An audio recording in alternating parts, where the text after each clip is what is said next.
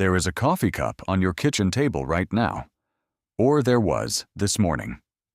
You probably don't remember exactly where it was, whether it was on the left side of the table or the right, whether it was closer to the edge or pulled back, whether there was a ring of coffee underneath it from the day before.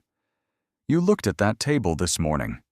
You were right there, and you didn't see it, not because you weren't paying attention, not because you were distracted, because your brain made a decision before your eyes even opened. It already knew what the table looked like, and it decided that was enough. What's happening inside your head every second of every day is not what you think. And by the end of this, you're going to understand why you can't trust your own eyes, not because they're broken, but because of what they're actually designed to do. Your brain is not a camera. It does not record what's in front of you. It runs a simulation, a continuous, high-speed, best-guess model of the world, built from everything you've ever seen before, and it projects that model onto your experience. What you call seeing is mostly that projection, the actual information coming through your eyes. It fills in the gaps. It updates the model. But it doesn't build the picture from scratch. This is not a metaphor. This is the architecture. Neuroscientists call it predictive processing. The brain is constantly generating predictions about what's about to happen, what you're about to see, hear, feel, and sending those predictions down through the nervous system before the sensory information even arrives. When the incoming data matches the prediction, you don't consciously register a discrepancy. The world just looks like the world. Stable, familiar, obvious. The coffee cup was there every morning for 6 months. So this morning, your brain already knew it was there. It predicted it. And because the prediction was confirmed, because nothing was wrong, your conscious mind never had to engage. You looked and didn't see. Here's the thing that should unsettle you. That same mechanism is running right now. On everything. The faces of people you've known for years. The layout of rooms you've been in 1,000 times. The way your partner sounds when they speak. The expression on your colleague's face in a meeting. You are not seeing these things fresh. You're seeing your model of them. Your prediction. The version your brain decided on, possibly years ago, and has been projecting ever since. This has a name for the coffee cup. Researchers call it inattentional blindness, the failure to notice something fully visible because your attention was directed elsewhere, or because your brain decided it was already accounted for. But that framing undersells it. Inattentional blindness sounds like a malfunction. Like you weren't trying hard enough. What's actually happening is the opposite. Your brain is working exactly as designed, and the design means you miss most of what's in front of you. In a now famous experiment, participants were asked to watch a video of people passing a basketball and count how many times the players in white shirts passed it. Halfway through the video, a person in a gorilla suit walked to the center of the screen, stood there, and walked off. 50% of the participants never saw it. They were looking directly at the screen. The gorilla was there for 9 full seconds. They didn't see it because they weren't predicting it. 50%. Not one distracted person. Not someone with a neurological difference. Half of all people, under controlled conditions, looking directly at what they failed to see. If this question unsettles something in you, that's the point. There's a new one every week. Subscribe to Otherwise Human and share this with someone you think you know. Now, here's where it gets harder to dismiss. You might be thinking, okay, but that's a lab condition. I'm not counting basketball passes in real life. I notice what matters. But what matters is determined by your predictions. And your predictions are shaped by your history. Which means what you notice, what gets through, is a function of what you've always noticed before. The world you see is, in a meaningful sense, the world you've already seen. Two people can watch the same argument happen between two strangers and give completely different accounts of who started it, who was angrier, who was at fault.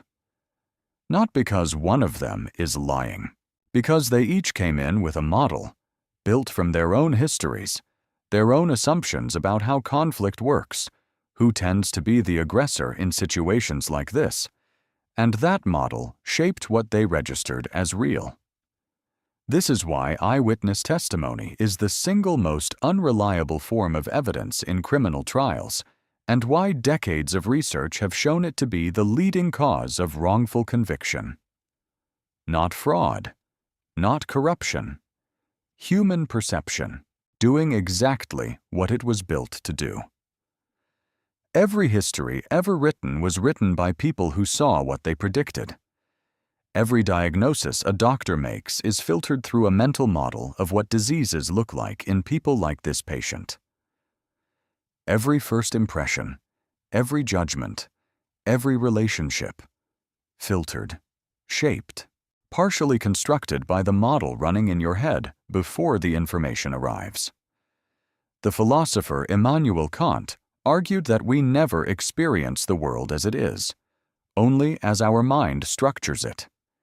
He called the thing in itself the noumenon, forever inaccessible. We live in the phenomenon, the version our cognitive architecture allows us to perceive. Kant wrote this in the 18th century, working from pure philosophical reasoning. Neuroscience has spent the last 50 years proving him right. Anil Seth, a neuroscientist at the University of Sussex, argued, "What we call conscious experience is a controlled hallucination, a prediction so thoroughly confirmed by incoming data that it feels like reality." The difference between a hallucination and normal perception, he said, is simply whether other people share your hallucination. Reality is the consensus, not the thing itself. You're hallucinating the coffee cup. You are hallucinating the faces of the people you love. You are hallucinating this room in a very specific, very technical, very non-dismissible sense. Your experience is a model, and the model has gaps. Now the objection that really matters. You might say, fine, but at least I can choose to pay attention. If I slow down, if I really look, I can see what's actually there. Partly true. Attention helps. Deliberate looking does bring more information through, but the model doesn't disappear when you pay attention. It just gets updated more actively. And there's a deeper problem.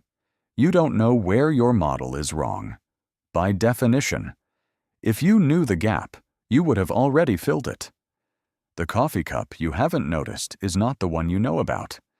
What you're left with is this: a world that feels completely visible, completely present, completely known. That is, in structural and measurable ways, largely a projection. Not a lie, not an illusion in the dismissive sense, but a construction. One that serves you brilliantly, most of the time, and fails you in ways you will never fully catalog, because the failures are invisible by design. This morning, you walked past things you will never know you didn't see. You had a conversation in which something was communicated that your model decided wasn't there. You looked at someone you know, really looked, and saw the version of them you built years ago, not the person standing in front of you today. That isn't failure. That is the cost of a system that allows you to function at speed in a world of infinite complexity. The brain had to make choices. It chose efficiency over accuracy, prediction over presence. But knowing that changes something. Not everything. You can't rewire the architecture, but you can hold your certainty a little more loosely. You can notice, occasionally, that the word obvious is your prediction talking, that the thing that feels invisible might only be invisible because you've been predicting it for so long. The gorilla walked across the screen for 9 seconds. Right there, in plain sight. And the question that stays, after you know this, is not whether you would have seen it. The question is, what is walking across the screen right now? If that question stayed with you, share this with someone you want to look at more clearly. And subscribe to Otherwise Human. New episode every Saturday.